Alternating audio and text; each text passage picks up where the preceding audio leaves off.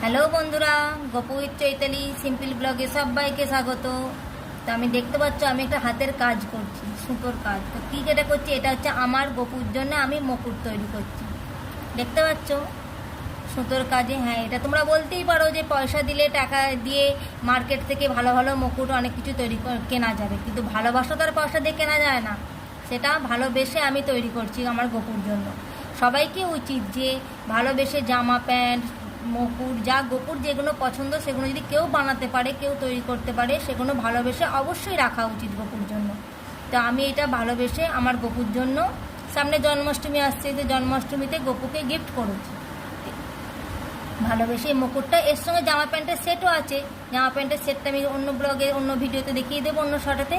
তো এটা দেখো কেমন হচ্ছে, তোমরা কমেন্টে জানিও। আর যদি গপুকে ভালো লেগে থাকে প্লিজ চ্যানেলটা সাবস্ক্রাইব করে দিও আমার গপুর জন্য।